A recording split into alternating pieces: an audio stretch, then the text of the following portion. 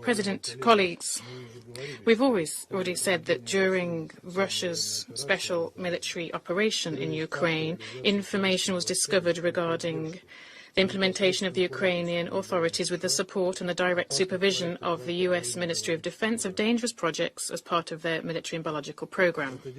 This activity was carried out on the territory of Ukraine, at the center of Eastern Europe, and in the western borders of Russia, which created a real threat for the biosecurity of our country and the whole region. A week ago, on the request of the Russian Federation, there was the first Security Council meeting held on this topic. Here we asked our Western colleagues a series of questions, but they haven't yet responded to them. The representative of the US wasn't able to explain how the statements of the American officials about how there's allegedly no US-controlled biolaboratories on Ukraine, how that tallies with the fact of the presence of documentary proof of this kind of cooperation between Kiev and Washington.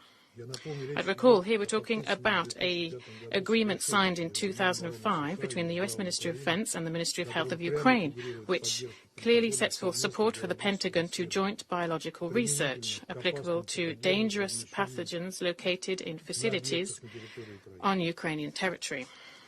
Although the American delegation can't and does not want to respond to our questions, but they are, as much as the Russian Defense Ministry is aware, is studying what materials we receive from Ukraine biolaboratories about the implementation of military biological programs of the US and their NATO allies on Ukrainian territory. Over the last week, new details have come to light, which allow us to state that the components for biological weapons were being created on the territory of Ukraine. The implementation of the aforementioned American-Ukrainian agreement from 2005, and comments on which we're still waiting for from the US representation, has been going full steam ahead for all these years. However, from the document we can see that the American colleagues were not helping, as they claimed, the Ukrainian Ministry of Health, but rather the Ukrainian Ministry of Defense. The Security Council document that we distributed this morning, and you see in that material, you can see the so-called technical assistance plan for certain recipients of the Ukrainian Ministry of Defense. I recommend you to look at this document very carefully. It confirms direct funding and supervision of the Pentagon and its Defense Threat Reduction Agency of military and biological projects in Ukraine. The overall quantity of the funding was $32 million, and the money went directly to the following laboratories from the Ministry of Defense of Ukraine. In Kiev, the 10th Regional Health Epidemiological Department of the Central Health Epidemiological Department of the Ukrainian Ministry of Defense. In Odessa, the 27th Regional Health Epidemiological Department of the Central Epidemiological Department of the Ukrainian Ministry of Defense. In Lvov, the 28th Regional Health Epidemiological Department of the Central Epidemiological Department of the Ukrainian Ministry of Defense. In Kharkov, the 108th Regional Department of the Ukrainian Ministry of Defense Epidemiological Department. I'd like to draw your attention to another vitally important point. The representative of the US State Departments continue to muddle the information and ascertain that US allegedly does not operate in any biological laboratories in the territory of Ukraine, but the facts show otherwise. According to the plan that I mentioned for technical assistance, the donor is the US Ministry of Defense. They established the tasks and the workload as part of the projects on Ukrainian territory, and they set forth a list of the necessary equipment and delegated significant authority to an affiliated contractor company, Black and Veatch, with cooperation with Ukrainian bodies of authority. The recipient of American assistance was the Ukrainian Defense Ministry, and they were allowed timely access for Pentagon and contractor staff to laboratories on Ukrainian territory in order to carry out work as part of these projects, and also to provide access to these facilities alongside Pentagon staff, foreign scientists too. The projects themselves included was implemented not by the Ukrainian scientists, but with their participation. Put simply, the Ukrainian authorities gave the Pentagon carte blanche on the territory of Ukraine to carry out dangerous biological experiments there. The American contractors at the same time got a tax break under Ukrainian legislation. So what did the Ukrainian scientists receive in return, i.e. the Ukrainian people? Free travel to international conferences based on expenses for food and accommodation as established for US civil servants. This kind of compensation is carried out, that's the compensation provided for working alongside dangerous biological science. This is not the noble assistance to Ukraine that the American representatives talk about. It's a cynical use of its territory and population for dangerous research, which Washington does not carry out on its own territory, so it doesn't run a risk of hurting its own people. Won't be surprised if similar facts about activities supervised by the US appear in laboratories in other regions of the world too. We call on countries who provide their territory for carrying out this kind of experiments to the Pentagon to carefully study the contracts for their cooperation with the US in the biological domain. We fully require the question from China to the US to share the data of the activity of the 360 laboratories under American control around the world. Going back to Ukraine, these biolaboratories in Kiev, Odessa, Lvov and Kharkov were selected by the US Risk Reduction Agency not by chance. They were those who implemented the UP8 project, focused on studying pathogens of Congo Crimea fever, leptospirosis and hantaviruses. We believe that the interest of the military biologists of the US is specifically in those pathogens is linked to the fact that they are naturally present both in Ukraine and in Russia, and so that their use could then be dressed up as a natural outbreak of these diseases. On the basis in the laboratory in Kharkov, there's also the P781 project to study transmission to humans of diseases through bats. Work on this was done alongside the infamous Lugara Center in Tbilisi. In this context, separate attention should be paid to the Pentagon's choice of carrying out work, the contractors chosen to carry out work in Ukraine, the Black & Veatch company. This is not just any old company. For more than 100 years, it's been working for the American Army. It has built for the Army military bases, including a laboratory in Los Alamos, to develop nuclear weapons. Research into human transmission of diseases through bats in Ukrainian biolaboratories was systemic and has been happening as a minimum since 2009 with the direct oversight of specialists from the USA. During the implementation of these projects, 6 families of viruses were identified, including coronaviruses and 3 types of pathogenic bacteria, the pathogens from the plague, brucellosis and leptospirosis.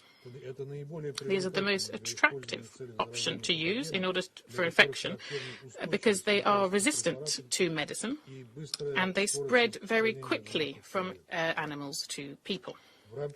As part of the Flu Fly Away project, the Kharkov Institute of Veterinary Medicine studied wild birds as a vector to transmit avian flu. At the same time, they assessed the ways in which the transmission process could become uncontrollable, cause economic damage, and create a risk to food security.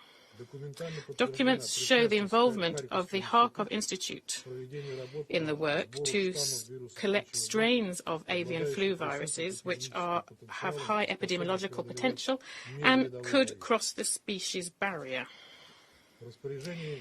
The Russian Ministry of Defense also has more and more new documents about the transfer of samples of blood serum of Ukrainian citizens to the territory of 3rd countries, including to the UK, Georgia and Germany.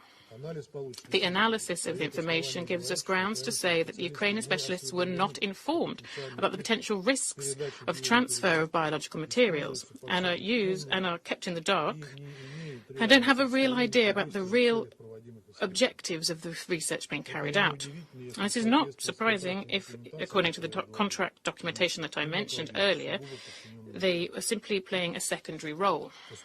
We also have new data about attempts to destroy biological materials and documentation in Ukrainian laboratories in order to quickly wipe the traces of the implementation of military and biological programs. We know that during the activities to destroy this, the veterinary medicine laboratory in Hlebodarsk town, the citizens of Ukraine, the staff working there, weren't even allowed into the building. This laboratory cooperates with the Melchnikov Scientific Research Institute in Odessa, where research is carried out into pathogens of the plague, anthrax, cholera and tularemia. In their attempts to wipe the traces of biological waste from the laboratories in Hlebodarsk, these waste was taken 120 kilometers towards the western border, towards Tarutino and Berezino. The Russian Ministry of Defense has recorded all of these information to carry out a legal assessment further down the line. The urgent destruction of documents in the Kherson biolaboratory, we believe the reason for this rush was a wish to hide from Russian specialists information about an outbreak in 2019 in Kherson of dirophilariasis. It's a disease which is spread by mosquitoes. The 4 cases of infection of this disease were identified in February, which is not usual for the life cycle of these insects, even to bearing in mind the incubation period for the disease. At the same time, we are aware that in April 2019, a representative of the Pentagon visited the local health institutions where they learnt of the results of the epidemiological research and they were able to copy the medical documentation. I'm ready to snap up any fakes which are provided by the Ukrainian authorities with the support of their Western backers. The Western media expressing doubts as regards the reliability of the material that the Russian Ministry of Defense has published. I'd like to draw your attention to the following. The documents that we found have a signature, a real signature of officials from the US. Particularly, many of them are signed by the head of the Ukrainian office of the Threat Reduction Agency, Joanna Wintrell.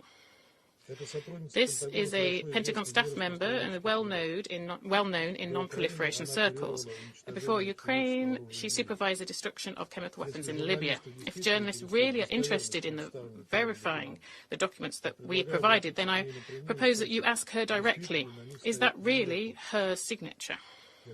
I'd like to underscore once again that here we're talking not simply about the US and Ukraine's violation of the Biological Weapons Convention. We're actually talking about that there is more and more proof that at the centre of Eastern Europe, until the very last minute, there was a dangerous military biological activity being carried out, the consequences of which at any time could spread beyond the country and even into the region.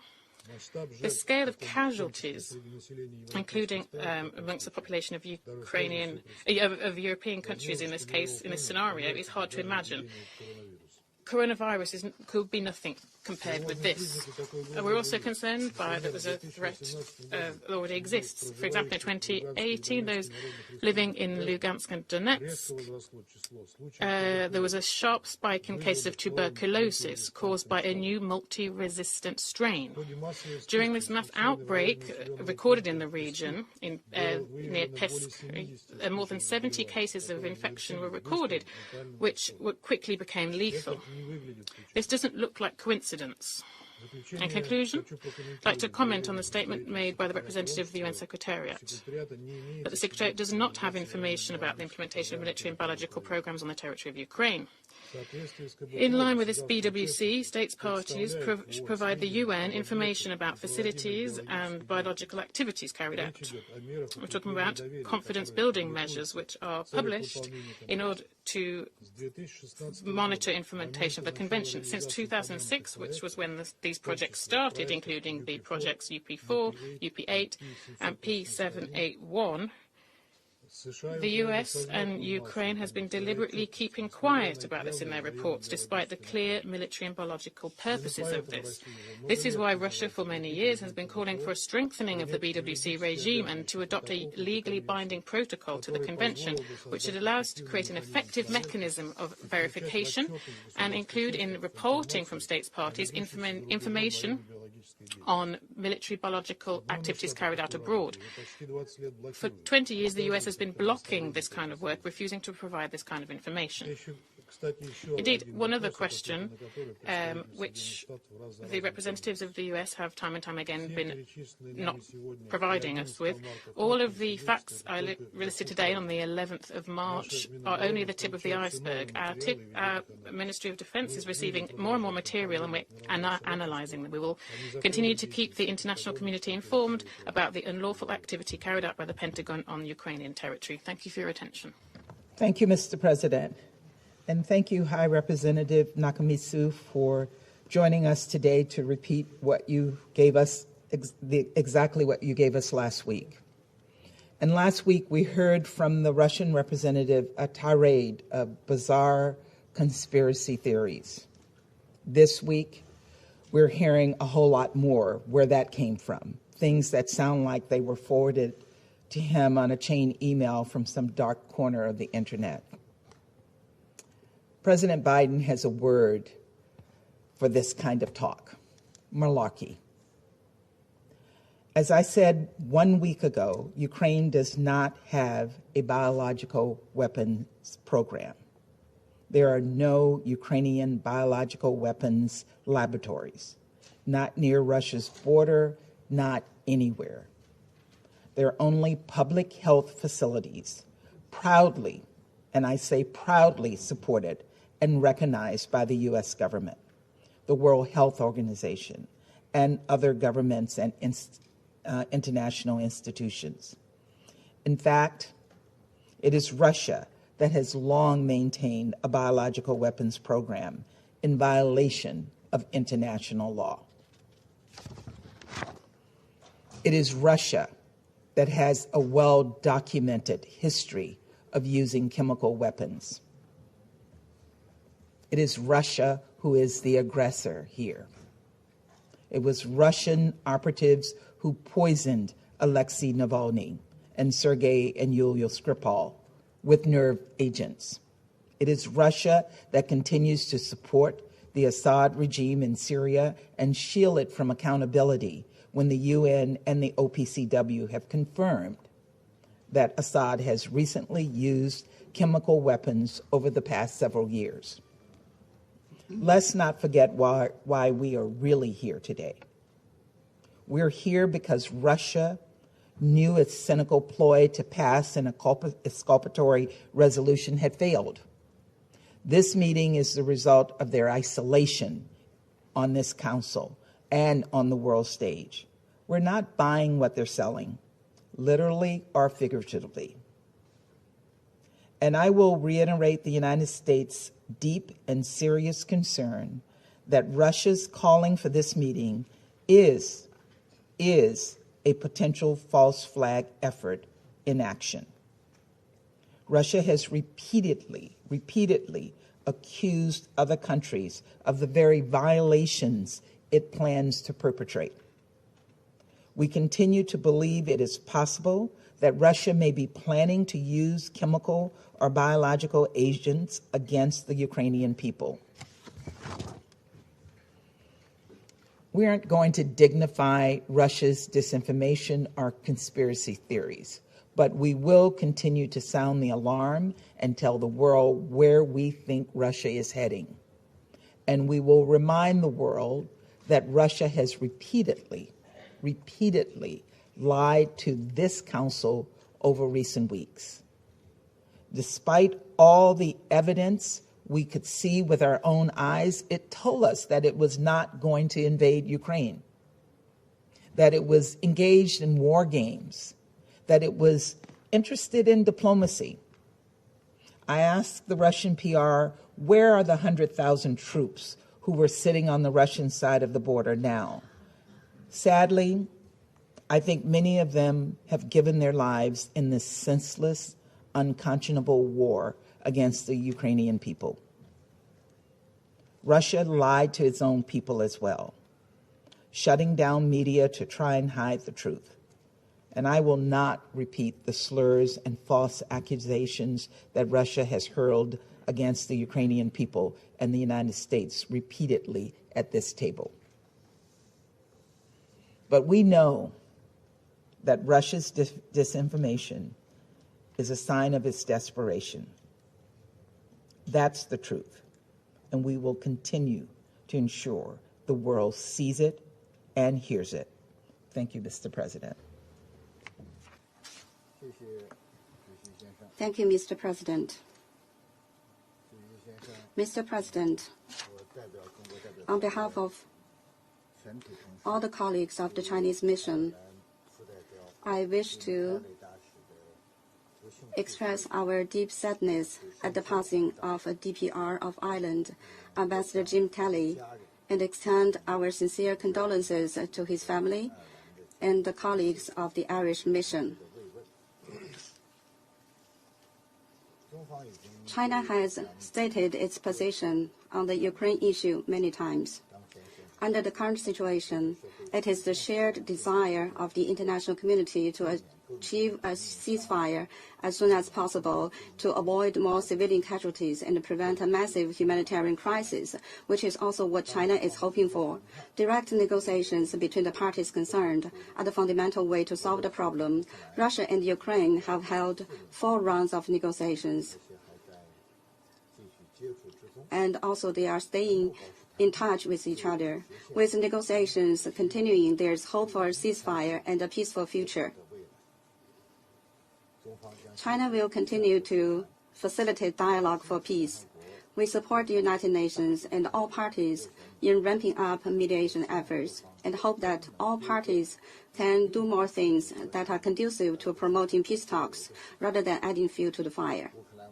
Behind the Ukraine crisis is the issue of European security.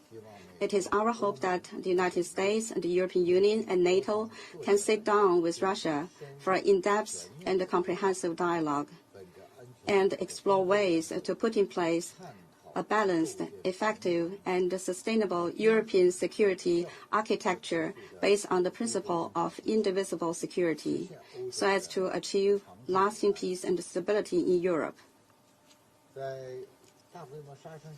China's position on weapons of mass destruction and biological security is consistent and clear. China stands for the complete prohibition and thorough destruction of all weapons of mass destruction, including biological and chemical weapons. China resolutely opposes the development, possession, or use of biological and chemical weapons by any country under any circumstances, and urges countries that haven't done so to destroy their chemical weapons stockpiles as soon as possible. Complying with the Biological Weapons Convention is the obligation of all state parties. We call for early negotiations on the establishment of a BWC verification regime, which will help improve the global biosecurity. China was once a victim of chemical and biological weapons. China believes that any information and lead on biological military activities should trigger heightened concern and attention of the international community to avoid irreparable harm. In this regard, relevant parties should take a responsible approach. Russia has further reviewed the newly discovered relevant documents. The party concerned should respond to questions and offer timely and comprehensive clarifications to remove the doubts of the international community. We do not consider it too much to ask, and on this issue, no double standards should be applied. Thank you, Mr. President. Propaganda, disinformation, amateurism, is unbased imagination, false flag operations. That's what we've heard today. Some statements have practically, literally repeated their statements from the 11th of March. If you haven't heard anything new in our statement today, it's because you weren't listening to us. We provided not fiction. We've not something found in the dark web, but we provided new material and documents which we disseminated. These documents have signatures. These documents were prepared on the basis of cooperation between the Ukraine and the US in the biological field. And if you can verify what we provide, then I'd ask you to look. But I think that anyone who needs to be able to find this. If you want to do so, then do so. But don't make unfounded accusations of Russian propaganda, but reply to the questions that we asked. You're refusing to do so, simply because you've got nothing to say.